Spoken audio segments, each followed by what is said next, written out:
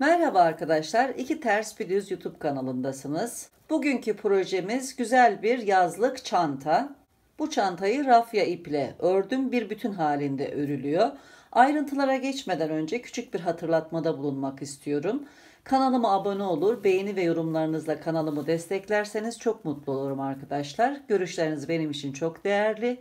Ayrıca zil butonunu aktifleştirirseniz yayınlamış olduğum videolardan anında haberdar olursunuz.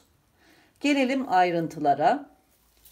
Her biri 200 gram olan 4 adet farklı renkte rafya iplik kullandım. İplik biraz sert. Her birinden bu kadar arttı. Renk olarak gri, yeşile çalan bir gri, vizon, bej ve koyu mavi renk kullandım. Sizler farklı renkte iplerle de bu çantayı örebilirsiniz. İki renkte kullanabilirsiniz. İsteğe kalmış. Ayrıca örmek için 6 numara 3,5 milimetrelik tığ, goblen iğnesi, bir makas ve birkaç ayraca da ihtiyacımız olacak. Ölçülerini de vermek istiyorum. Çantanın tabandan sapın en üst bölümüne kadar olan yüksekliği yaklaşık olarak 57 santimetre. Üst genişliği ise 55 santimetre. Ön açıklığa kadar olan yükseklik 27 santimetre. Kulptan tabana kadar olan yükseklik ise 33 santimetre. Çantayı örmeye tabandan başlıyoruz. Kare şeklinde ördükten sonra yan kenarlardan ilmek eksilterek çantanın formunu oluşturuyoruz. Belli bir yüksekliğe geldikten sonra ön bölümden ve arka bölümden de ilmek eksilterek açıklık oluşturuyoruz. Üst kenarlarda da eşit aralıklarla ilmek eksilterek çantanın düz bir şekilde tamamlanmasını sağlıyoruz. Daha sonra üst tarafa sık iğne sıraları örerken de saplarını da örüyoruz. Örme işlemi bittikten sonra ön açıklık kenarlarına saçak çalışıyoruz. Kameranın kadrajına tam sığmadığı için bütün olarak gösteremiyorum. Şu şekilde parça parça göstermeye çalışayım. Çantanın yan kenarları, içi oldukça geniş bir çanta. Yazın her yerde kullanabileceğimiz şık ve kullanışlı bir çanta oldu.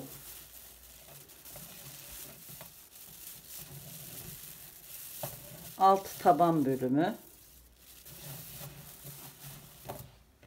Çantanın yapılışını detaylı bir şekilde videoda anlattım. Videoyu iki bölüm olarak hazırladım. Birinci bölümde ana gövdenin yapılışı, ikinci bölümde ise saçaklar ve sapın yapılışı anlatılıyor. İkinci videonun yayın tarihini açıklamalar bölümünde belirteceğim. Takip edersiniz arkadaşlar. Hazırsanız yapılışına geçelim. Herkese kolay gelsin. Sihirli halka yaparak çantayı örmeye başlıyorum. İpin ucunu sol elimle şu şekilde tutuyorum. Yumaktan gelen ipi parmaklarımın arkasından geçiriyorum ve bu ipin üzerinden çapraz geçirdim. Daha sonra küçük parmağımın arasına alıyorum ipi. Tığımı da ilk ipin altından geçirip ikinci ipi alıyorum. Şöyle sağ tarafa doğru çeviriyorum. Bir ilmek oluşturdum. Yumaktan gelen ipten bir ilmek alıp halkayı sıkıştırdım. Bu ipin ucunu da halkanın içinden çıkartıyorum. Bir zincir daha çekiyorum. Bu çekmiş olduğum iki zincir ilk yarım trabzan sayılacak. Bundan sonra yarım trabzanlar örerek halkayı dolduracağım. Şöyle iki ipi de alacağım trabzanları örerken. Tığın başını doluyorum. Halkanın içine batıp bir ilmek alıyorum. Tığdaki 3 ilmeği birlikte örerek kapatıyorum. Bir yarım trabzan ördüm. Zincirle birlikte 2 yarım trabzan oldu. Bir tane daha örüyorum. 3 yarım trabzandan sonra bir zincir çekiyorum. Bu zincir çekmiş olduğum noktalar köşe noktalar olacak. Buradan artışlar yapacağız. Tekrar 3 yarım trabzan örüyorum. 1 2 3 bir zincir daha çekiyorum. 3 yarım trabzan örüyorum. 1 2 3 bir kez daha zincir çekiyorum. 3 yarım trabzan örüyorum. 1 2 3 zinciri de sayıyorum. 3 6 9 12 yarım trabzan oldu. Şimdi halkayı kapatıyorum. İpin ucundan çekerek sıkıştırıyorum. İpi çekerken dikkat edelim, kopabilir. İyice sıkıştırdım. Birinci turu tamamladım. Şimdi sırayı kapatıyorum. Zincirin tepesine batıyorum. Bir ilmek alıyorum. Tığımdaki 2 ilmekle birlikte örüyorum. Bir sık iğne ördüm. Buraya batarak ilk köşeyi çalışacağız. Şimdi ipi kesiyorum.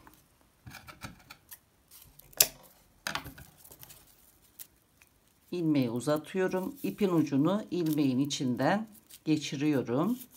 Daha sonra şöyle çekerek ilmeği sıkıştırıyorum önce.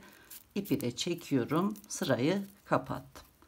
Şimdi ikinci tura başlayacağım. Renk değişikliği yapacağım. Gri renk ipimize geçiyorum. Sırayı kapatırken örmüş olduğum sık iğnenin altından batıyorum. Bir ilmek alıyorum. Daha sonra bu fazlalık ipleri araya alarak yarım trabzanlar öreceğim. Önce 2 zincir çekiyorum. 1 2. Yine aynı yere batıyorum. Bir yarım trabzan örüyorum. Burası ilk köşe noktası. 2 yarım trabzan ördüm. Sırayı tamamlayınca 2 yarım trabzan daha örerek ilk köşeyi tamamlayacağız. Şimdi trabzanların tepesine batarak yarım trabzan örüyorum. 1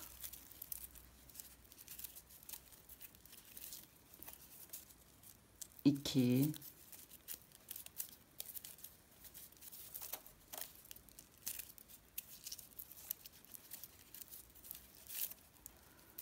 İkinci köşeye geldim.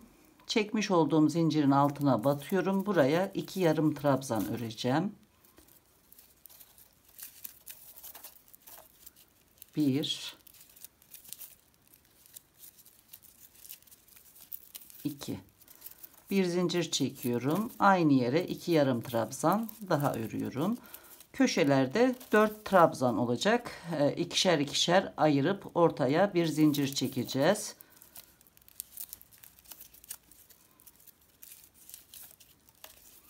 Şimdi yine trabzanların tepesine batarak 2 yarım trabzan örüyorum. Bu kadar yürütmek yeterli. İplerin ucunu kesiyorum.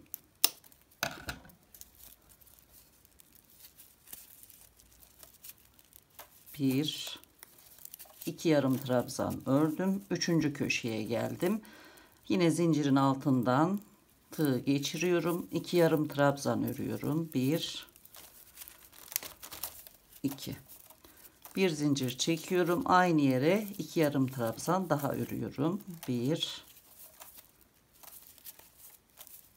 2 üçüncü köşeyi tamamladım. Yine trabzanların tepesine batarak 2 trabzan örüyorum. Dördüncü köşeye geldim. Zincirin altından tığ geçiriyorum. Önce 2 yarım trabzan örüyorum. Bir zincir çekiyorum. Aynı yere 2 yarım trabzan daha örüyorum.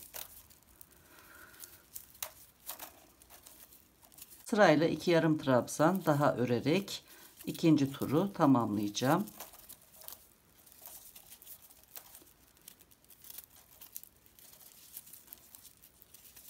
Birinci köşeye geldim. İlk ilmeklerin bulunduğu ilmeğe batıyorum. 2 yarım trabzan örüyorum. Birinci köşeyi tamamladım. Şimdi zincirlerin tepesine batıyorum. Bir ilmek alıyorum. Tığımdaki 2 ilmeği kapatıp bir sık iğne ördüm. İkinci turu tamamladım. Şimdi üçüncü tura yine renk değiştirerek devam edeceğiz. İpi kesiyorum. İlmeğin içinden ipin ucunu geçirip ilmeği sıkıştırıyorum. İpi çekiyorum. Vizon rengi ip ile üçüncü tura başlıyorum. Yine sırayı kapatırken örmüş olduğum sık iğnenin altından batıyorum. Bir ilmek alıyorum. 2 zincir çekiyorum. İpleri de araya alarak aynı yere bir yarım trabzan daha örüyorum. Şimdi trabzanların tepesine batarak köşeye kadar yarım trabzanlar örüyorum. Artık ipleri de araya almayı unutmuyorum. 1 2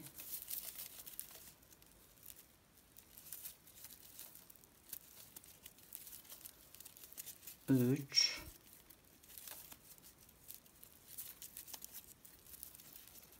4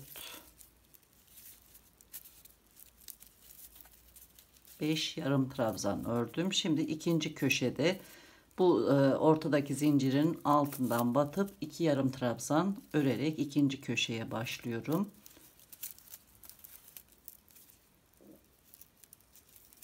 Bir,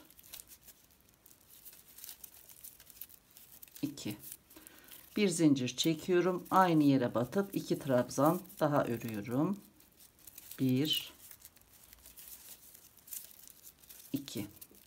Şimdi yine 5 trabzan örüp köşeye geleceğim. Aynı şekilde sıra sonuna kadar devam edeceğim.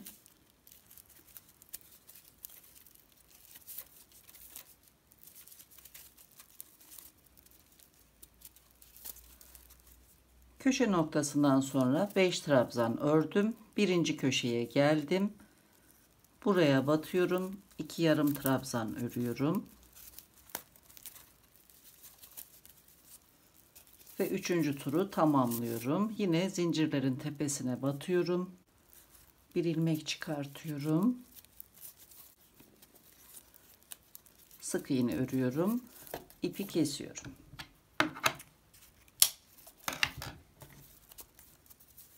İpin ucunu ilmeğin içinden geçirip sıkıştırıyorum.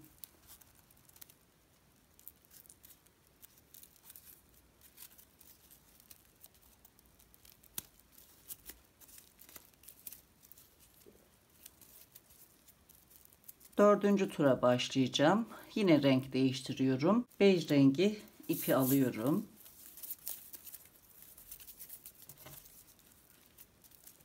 Sık iğnenin altından batıyorum. 2 zincir çekiyorum. 1 2. Aynı yere batıp bir yarım trabzan örüyorum. Sırayla devam ediyorum. Trabzanların tepelerine batıyorum.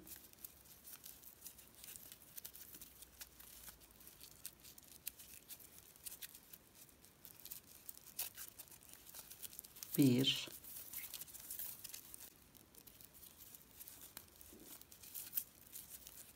iki,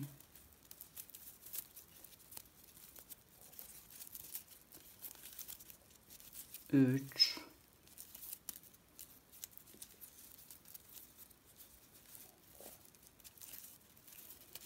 dört, 5, 6, 7, 8 trabzan ördükten sonra ikinci köşeye geliyorum. Yine zincirin altına batıp 2 yarım trabzan örüyorum. 1 2 bir zincir çekiyorum. Aynı yere 2 yarım trabzan daha örüyorum.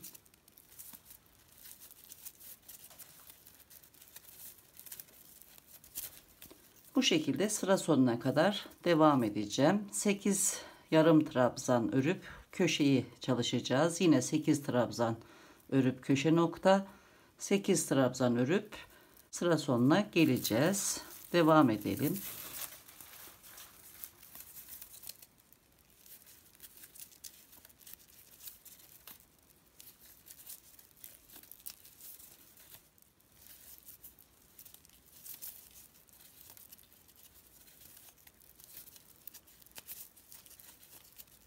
Sıra sonuna geldim. Dördüncü köşeden sonra 8 trabzan ördüm. Şimdi birinci köşeyi tamamlayacağım. Köşe noktasına batıyorum. 2 yarım trabzan örüyorum. Köşeyi tamamlıyorum. Tekrar zincirlerin tepesine batıyorum. Bir ilmek çıkartıyorum. Sık iğne örüyorum. İpi kesiyorum. Şimdi ilmeğin içerisinden ipin ucunu geçiriyorum. İlmeği sıkıştırıyorum. Dördüncü turu tamamladım. Şimdi mavi renge başlayacağım. Aynı renk sırasını takip ederek örgümüzü sürdüreceğiz ve gittikçe karemiz büyüyecek. Mavi renk ipi alıyorum. Sık iğnenin altından batıyorum. Bir ilmek çıkartıyorum. 2 zincir çekiyorum. 1 2 aynı yere batıp bir yarım trabzan örüyorum. Daha sonra trabzanların tepelerine batarak devam ediyorum.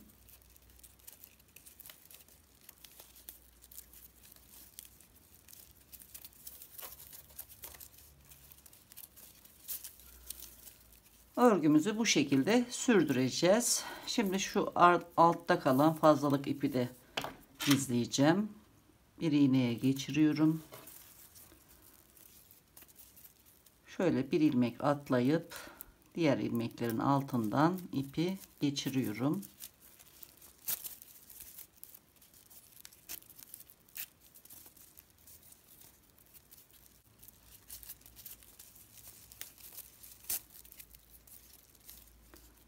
Tekrar bir ilmek atlayıp geri dönüyorum çözülmemesi için.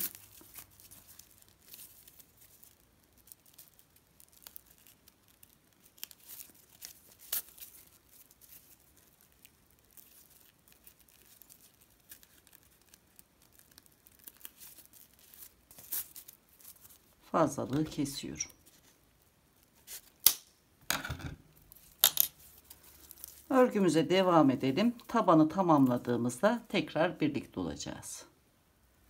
Çanta tabanını tamamladım. İlk turdan itibaren 1, 2, 3, 4, 5, 6, 7, 8, 9, 10, 11, 12 tur ördüm. En son bej rengi iple tamamladım. İpi kestim. Köşelerden de şöyle çekerek düzelttim. Şimdi ters tarafından tabanı ütü basarak ütüleyeceğiz. Daha sonra tekrar buradan başlayarak yan duvarları örmeye geçeceğiz. Şöyle ikiye katlayacağız. Karşılıklı köşelerden ilmek eksilteceğiz. Şimdi ütüleyelim. Tekrar birlikte olacağız. Tabanı ütüledim. Şimdi mavi renk ipe geçiş yaparak örmeye başlayacağım. Ve iki köşede ilmek eksilteceğim. Karşılıklı iki köşe arasındaki mesafeyi ölçüyorum. Yaklaşık olarak 33 santimetre. Taban genişliği 33 santimetre. Mavi renk ipi alıyorum. Yine bu bölümden örmeye başlıyorum. Sık iğnenin altına tığ batırdım. Bir ilmek alıyorum. Bu fazlalık iple ilk zinciri örüyorum. Daha düzgün olması için. İkinci zinciri de ördüm. Bu taraftaki ipi burayı örerken kapatacağım. Tek tek alıyorum. kalın olmaması için. Tığın başını doluyorum. Aynı yere batıp bir trabzan daha örüyorum. Devam ediyorum. Bu köşeye kadar trabzanların tepesine batarak örüyorum.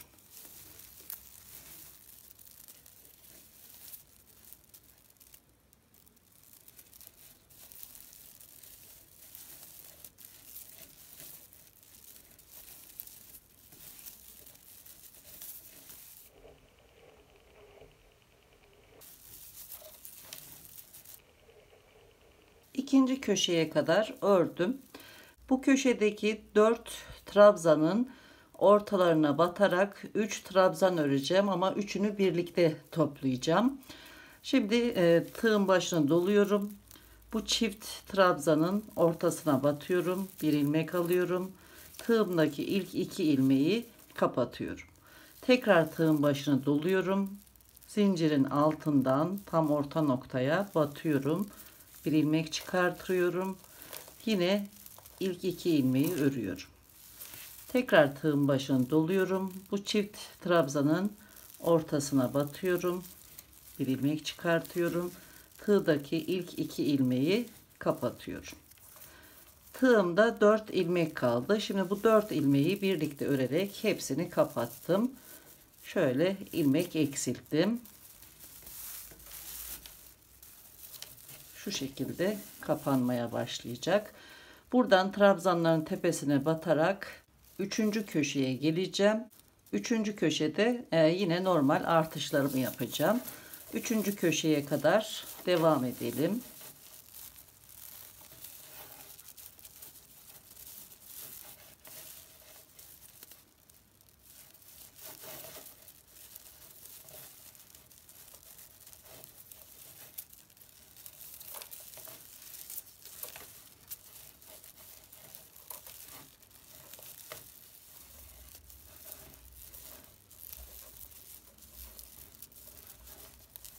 Üçüncü köşeye geldim.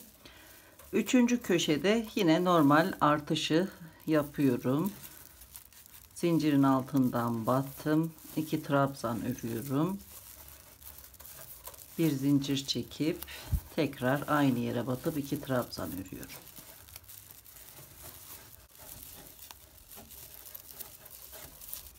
Trabzanların tepelerine batarak bu 4. köşeye kadar devam ediyorum. Burada da yine ilmek kapatacağım. Devam ediyorum.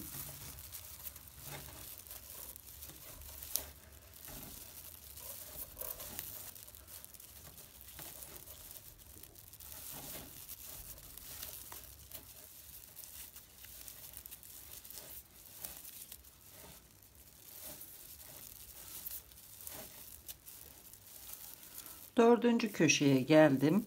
Yine buradaki 4 trabzanın ortalarına batıp 3 trabzanı birlikte öreceğiz. Tığın başını doluyorum. İlk çift trabzanın ortasına batıyorum. Bir ilmek alıyorum. İlk 2 ilmeği kapatıyorum. Tekrar tığın başını doluyorum. Zincirin altından batıp bir ilmek alıyorum. İlk 2 ilmeği kapatıyorum. Tığın başını doladım. Buradaki çift trabzanların arasına batıyorum. Bir ilmek alıp ilk 2 ilmeği kapatıyorum. Tığımda 4 ilmek var. Şimdi bu 4 ilmeği birlikte örerek kapatıyorum. Trabzanların tepelerine batarak birinci köşeye kadar örüyorum.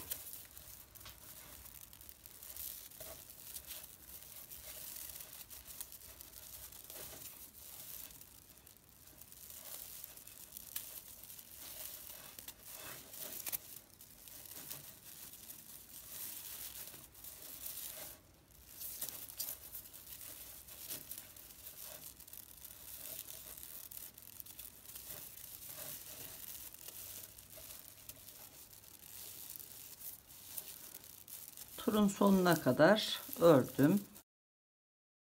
Şimdi köşeye 2 trabzan daha öreceğim. Buradaki artık ipi de araya aldım. Tığın başını doluyorum. Buraya batıyorum. 2 trabzan örerek turu tamamlıyorum.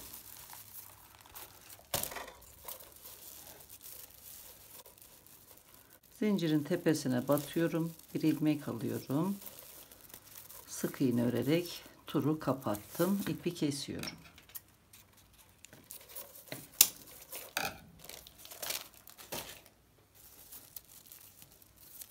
İpin ucunu ilmeğin içinden geçiriyorum.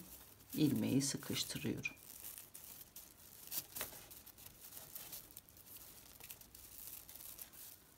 Birinci köşeye batıyorum. Bir ilmek çıkartıyorum ve gri renk ipe geçiş yapıyorum. 2 zincir çekiyorum. 1 2. Aynı yere bir yarım trabzan daha örüyorum.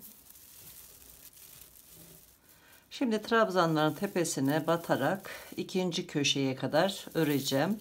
İkinci köşede yine ilmek eksilteceğiz.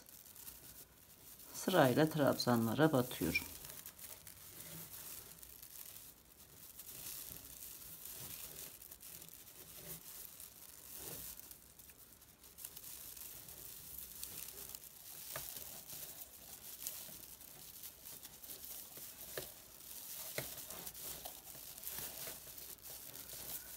İkinci köşeye geldim.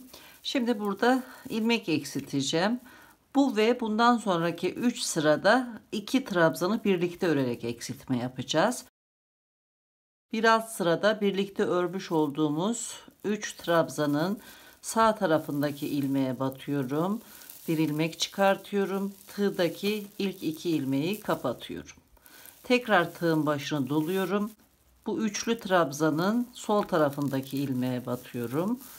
Bir ilmek çıkartıyorum. İlk 2 ilmeği kapatıyorum. Tığımda kalan 3 ilmeği de birlikte örerek kapatıyorum. Karışıklık olmaması için buraya bir ayraç takıyorum.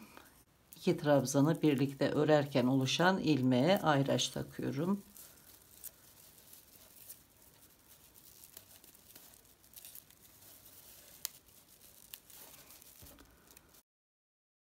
Devam ediyorum. Trabzanların tepelerine batarak 3. köşeye kadar devam edelim.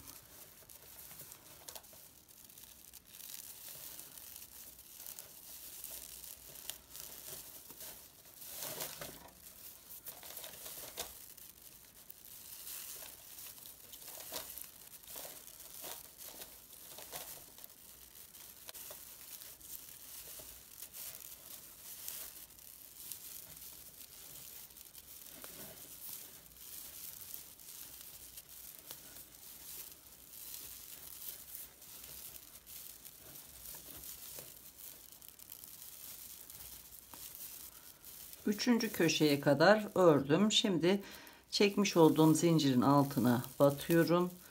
Bir ilmek çıkartıyorum. 2 trabzan öreceğim. Aynı yere batıp bir trabzan daha örüyorum. Bir zincir çekiyorum. Aynı yere batıp 2 trabzan daha örüyorum. 1 2. Trabzanların tepesine batarak devam ediyorum. Dördüncü köşede yine 2 trabzanı birlikte öreceğiz. Devam edelim.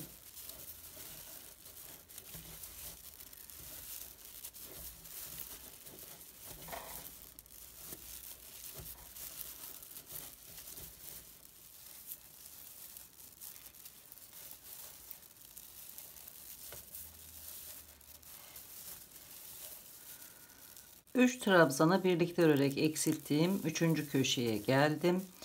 Sağ taraftaki ilmeğe batıyorum. Bir ilmek çıkartıyorum. İlk 2 ilmeği birlikte örüyorum. Tekrar tığ doluyorum. Bu üçlü trabzanın sol tarafına batıp bir ilmek alıyorum.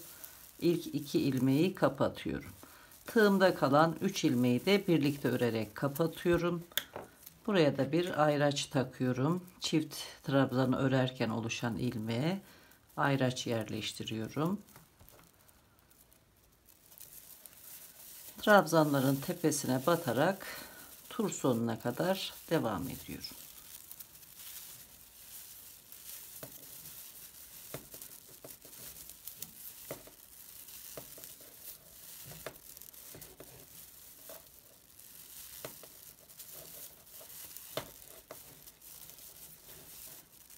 Tur sonuna geldim. Buradaki fazlalık ipi de araya aldım. Şimdi köşe noktaya batıyorum. 2 trabzan örerek turu tamamlıyorum.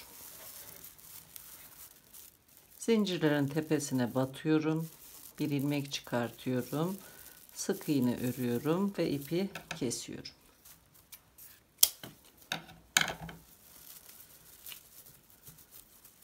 İpi ilmeğin içinden geçiriyorum. İlmeği sıkıştırıyorum.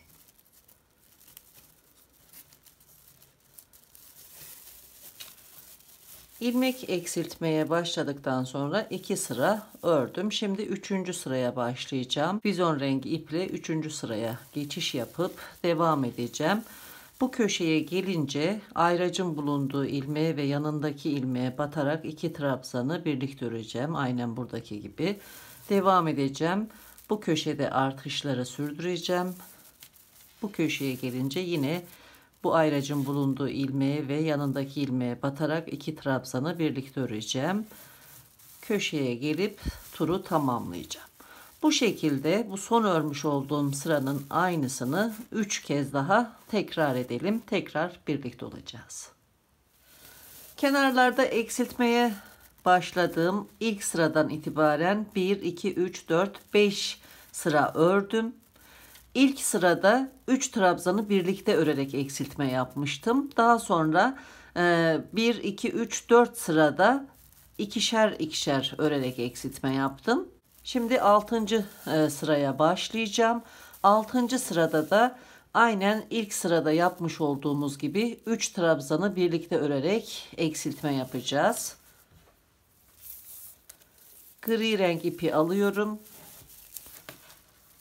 ve birinci köşeden başlıyorum.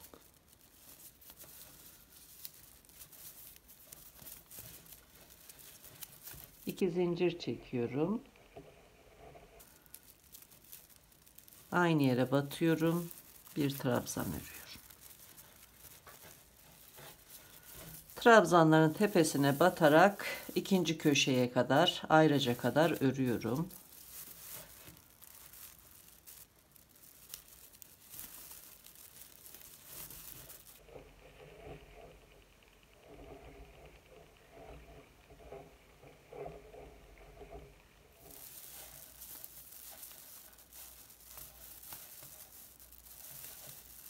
İkinci köşeye kadar ördüm.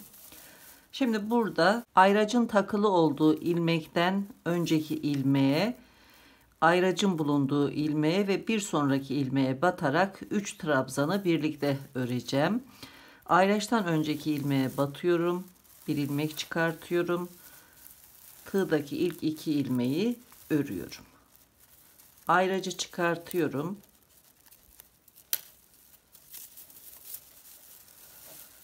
Ayracın bulunduğu ilmeğe batıyorum. Bir ilmek çıkartıyorum. İlk 2 ilmeği örüyorum.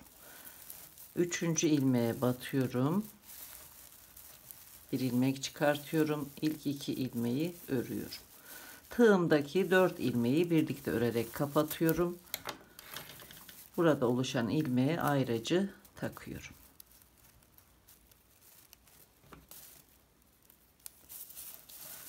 Üç trabzanı birlikte ördük. Şimdi devam edeceğiz. Üçüncü köşeye gelince burada artışları yapacağız. Dördüncü köşeye gelince tekrar ilmek eksiltirken birlikte olacağız. Devam edelim.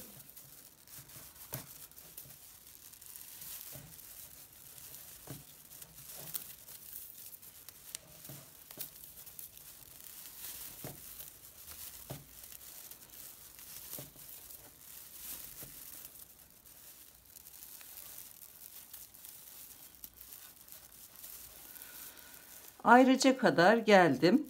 Şimdi ayraçtan önceki ilmek, ayracın bulunduğu ilmek ve bir sonraki ilmeği alarak 3 trabzan öreceğim ve birlikte örerek kapatacağım. Ayraçtan önceki ilmeğe batıyorum, bir ilmek alıyorum. Tığdaki ilk 2 ilmeği kapatıyorum.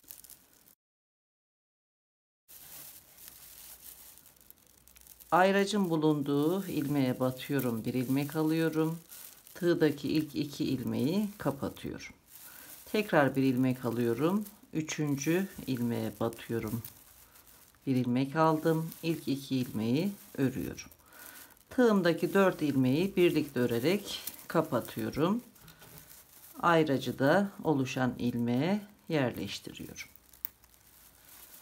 Şimdi tur sonuna kadar örmeyi sürdürüyorum.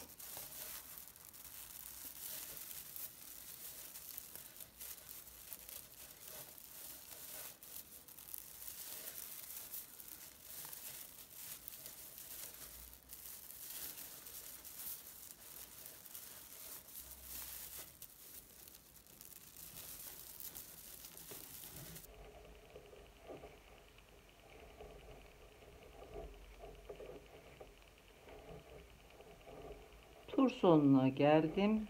Son ilmeğe 2 trabzan ördüm. Zincirin tepesine batıyorum. Bir ilmek alıyorum. Bir sık iğne örüyorum ve ipi kesiyorum.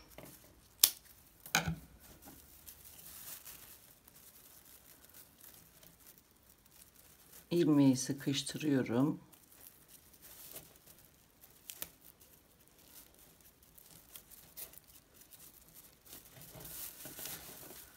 Yan duvarda 1 2 3 4 5 6 sıra ördüm. Şimdi 7. tura başlayacağım. Rizol rengi iple örmeye başlayacağım. Köşe noktalarda aynen buradaki gibi ayracın bulunduğu ilmeğe ve sıradaki ilmeğe batıp 2 trabzan öreceğim birlikte. Devam edeceğim. Bu köşede artışı yapacağım. Bu köşede de yine 2 trabzanı birlikte örerek ilmek eksilteceğim ve turu tamamlayacağım. Daha sonraki turda tekrar birlikte olacağız. Yan duvarları örmeye başladığım bu sıradan itibaren 7 sıra ördüm. Şimdi 8. sırayı örerken sadece sol kenarı öreceğim. Bu tarafı bitirdikten sonra sağ kenarı örmeye başlayacağım. Artık birinci ve 3. köşelerde ilmek artışı yapmayacağım. Ama 2. ve 4. köşelerde ilmek eksiltmeleri sürdüreceğim. Buradaki eksiltmelerde şu şekilde çalıştım. İlk eksiltmede köşede 3 trabzanı birlikte ördüm.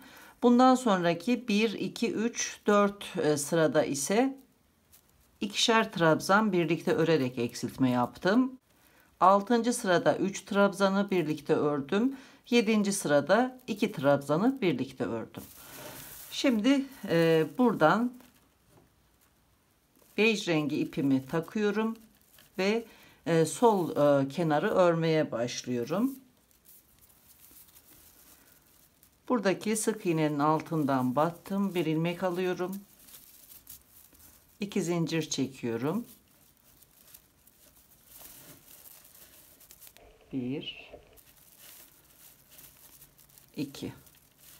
Daha sonra sıradaki boşluğa batıyorum. Bir trabzan örüyorum. Köşeye kadar trabzan örmeyi sürdürüyorum.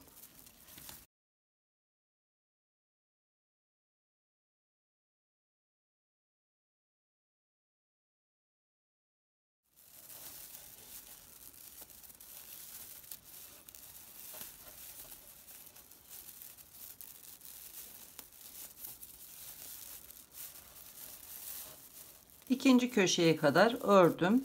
Şimdi bu ayraçtan önceki ilmeğe batarak 1 2 3 trabzan örüp birlikte kapatacağım. Ayraçtan önceki ilmeğe batıyorum. Bir ilmek alıyorum. Tığdaki ilk 2 ilmeği örüyorum. Ayracı çıkartıyorum. Bu ilmeğe batıp bir ilmek alıyorum. İlk 2 ilmeği birlikte örüyorum. Tekrar tığın başını doluyorum. 3. ilmeğe batıp bir ilmek alıyorum. İlk 2 ilmeği kapatıyorum. Tığımda kalan 4 ilmeği de birlikte örerek 3 trabzanı kapattım. Buraya ayracı yerleştiriyorum. Şimdi trabzanların tepesine batarak buraya geleceğim. Ve burada sırayı sonlandıracağım. Devam ediyorum.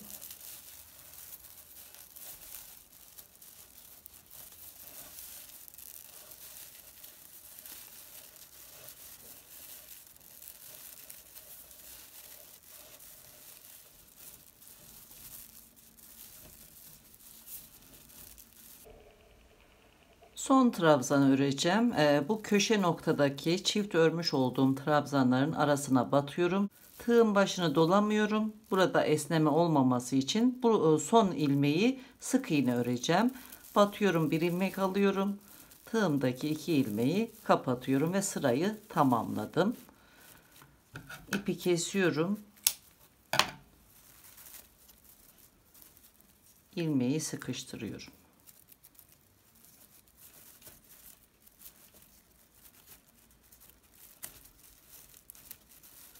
Bu şekilde. Üst sırayı örerken bu fazlalık ipi araya alacağım. Tekrar başa dönüyorum. Buradan zincir ile birinci trabzan arasındaki ilmeğe batıyorum. Mavi renk ipi alarak ikinci sırayı örmeye başlıyorum. Yine 2 zincir çekiyorum.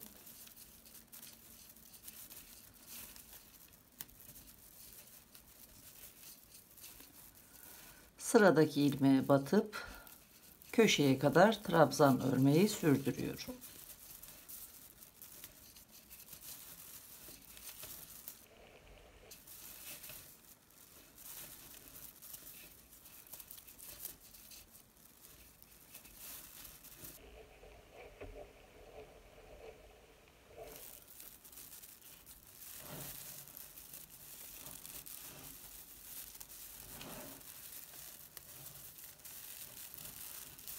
Ayraca kadar ördüm. Şimdi ayracın bulunduğu ilmeğe ve yanındaki ilmeğe batıp 2 trabzanı birlikte öreceğim.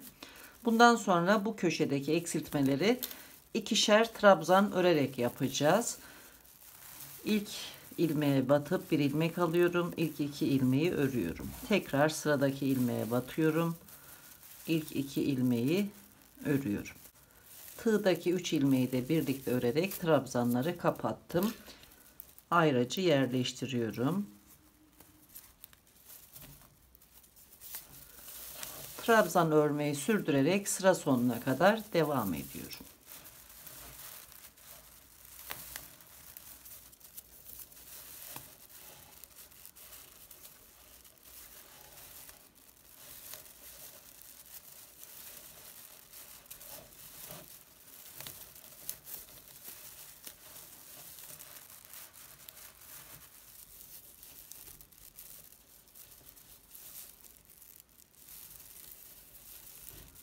Sıra sonuna geldim. Son ilmeğe batıyorum. Sık iğne örüyorum.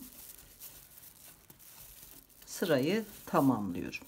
Buradaki fazlalık ipi de bu sırayı örerken araya aldım. İpi kesiyorum. İlmeği sıkıştırıyorum.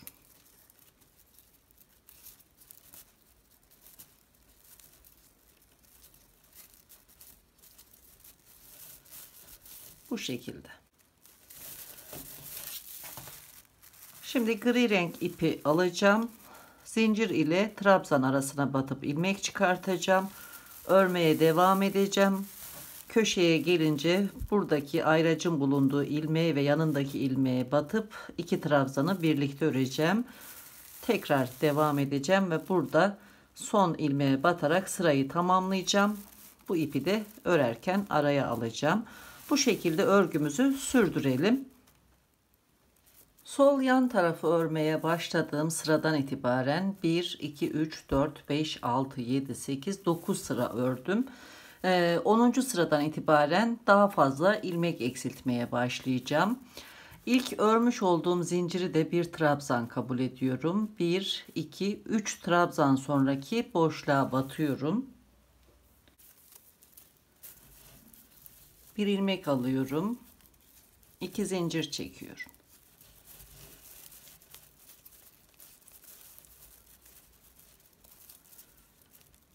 Yanındaki boşluğa batıyorum. Trabzan örmeye başlıyorum. Ayraca kadar devam ediyorum.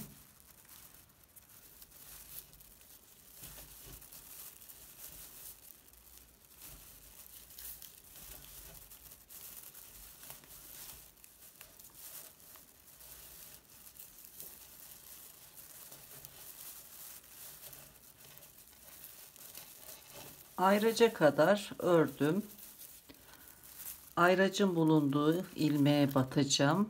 Bir de yanındaki ilmeğe batıp iki trabzanı birlikte öreceğim. Bir ilmek alıyorum. İlk iki ilmeği örüyorum. Tekrar tığın başını dolayıp sıradaki boşluğa batıyorum. Tığdaki ilk iki ilmeği örüyorum. Tığda kalan son 3 ilmeği de örüp burada bir ilmek oluşturuyorum ve buraya ayracı takıyorum.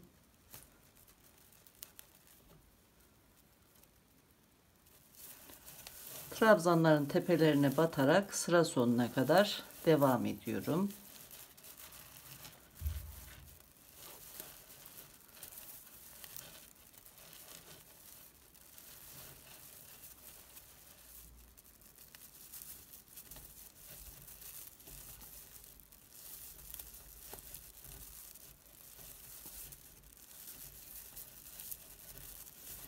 Sıra sonuna geldim. Son trabzandan itibaren 1, 2, 3 trabzan atlıyorum. Hemen 3. trabzanın önündeki boşluğa batıyorum. Bir sık iğne örerek sırayı tamamlıyorum. Bu tarafta da 3 trabzan bıraktım. İpi kesiyorum. İlmeği sıkıştırıyorum.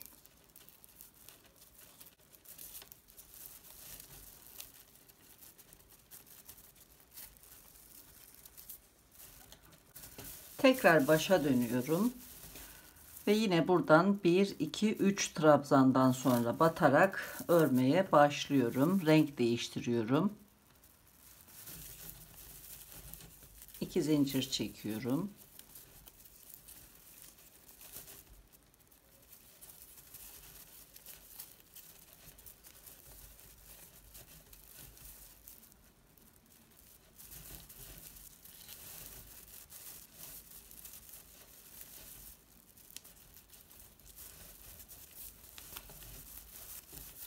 Bu şekilde örmeyi sürdüreceğiz. Üçer üçer azaltarak devam edeceğiz. Yine buradaki çift trabzan örmeyi sürdüreceğiz. Sıra sonunda da 3 ilmekten önceki boşluğa batıp sırayı tamamlayacağız. Bu şekilde ilmekleri azaltalım. Son sırayı örerken tekrar birlikte olacağız. 3 trabzandan sonra örmeye başladığım bu sıradan itibaren 1, 2, 3, 4, 5, 6, 7, 8, 9 sıra ördüm. Şimdi 10. sırayı öreceğim. Bu sıra son sıra. 1, 2, 3 trabzan atlayıp sıradaki boşluğa batıyorum. Bir ilmek çıkartıyorum. 2 zincir çekiyorum.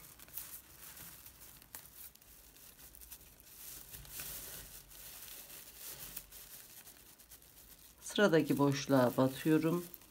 Bir trabzan örüyorum. Ayracı çıkartıyorum. Bu son sırada ayracın bulunduğu ilmeğe batıp bir ilmek alıyorum. İlk iki ilmeği örüyorum. 2 tane daha trabzan alacağım. Sıradaki boşluğa batıyorum. Tığdaki ilk iki ilmeği örüyorum. Tekrar tığı doluyorum. 3. ilmeğe batıp bir ilmek alıyorum. İlk iki ilmeği örüyorum. Tığımda bulunan 4 ilmeği de kapatıyorum. Son sırada 1, 2, 3 trabzan ördüm. Devam ediyorum. Sıradaki boşluğa batıyorum. Bir trabzan örüyorum. 1, 2, 3 trabzandan önceki boşluğa da batıp bir sık iğne örüyorum. Sırayı tamamlayıp ipi kesiyorum.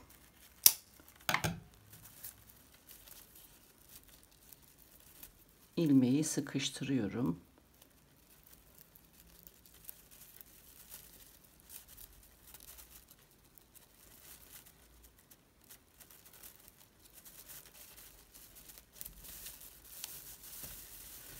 Sol yan tarafı tamamladım. Şimdi sağ tarafı örmeye başlayacağım. Şöyle çeviriyorum. Buradan zincirin altından batacağım. Örmeye başlayacağım. Bej rengi ipi alıyorum. Tam orta noktadan battım. Bir ilmek çıkartıyorum.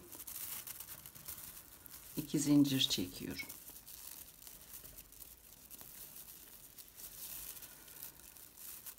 Çift trabzanın ortasındaki ilmeğe batıyorum. Bir ilmek alıyorum. Bir trabzan örüyorum. Bu şekilde sırayla devam ediyorum. Ayraca kadar geliyorum.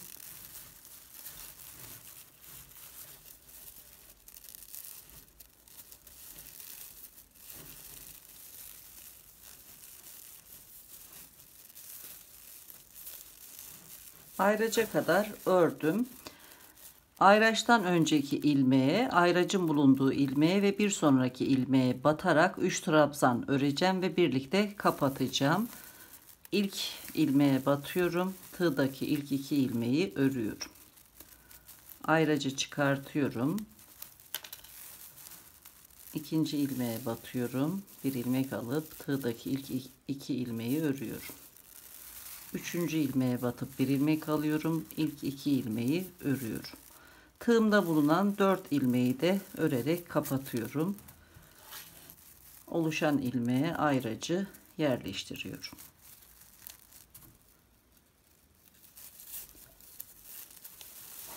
Devam ediyorum. Bu köşeye kadar trabzan örüyorum.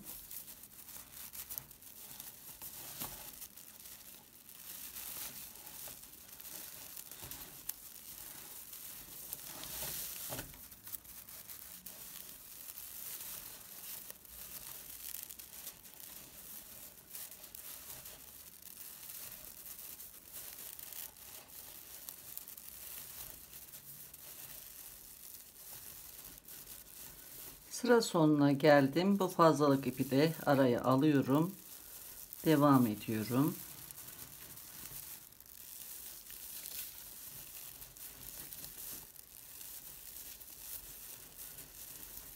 Son olarak da bu çift trabzanın ortasındaki ilmeğe batıyorum.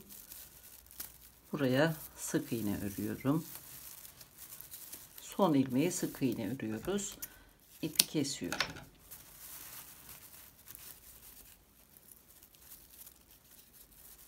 İlmeği sıkıştırıyorum.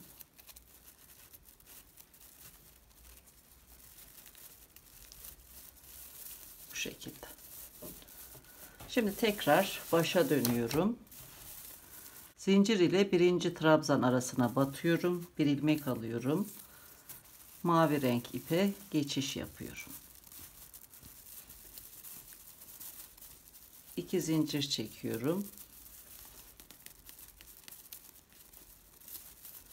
Sırayla trabzan örerek ayraca kadar geliyorum. Bu ayracın bulunduğu ilmeğe ve sıradaki ilmeğe batıp 2 trabzanı birlikte öreceğim ve bundan sonra bu şekilde devam ettireceğim buradaki ilmek eksiltmeleri. Daha sonra devam edeceğim. Son ilmeğe sık iğne örerek sırayı tamamlayacağım. Tekrar başa dönüp renk değiştirip örmeye başlayacağız.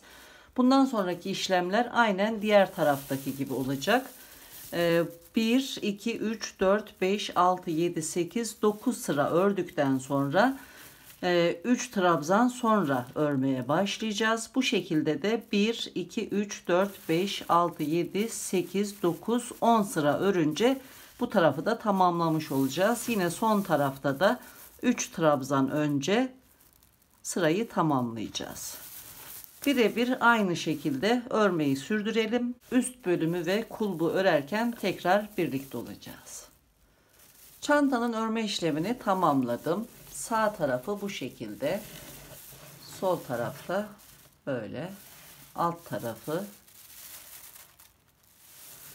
Üst bölümün genişliğini ikiye katladıktan sonra ölçüyorum. Bir uçtan diğer uca kadar olan genişlik 56 santimetre. Çantanın bundan sonraki işlemlerini ikinci videoda anlatacağım.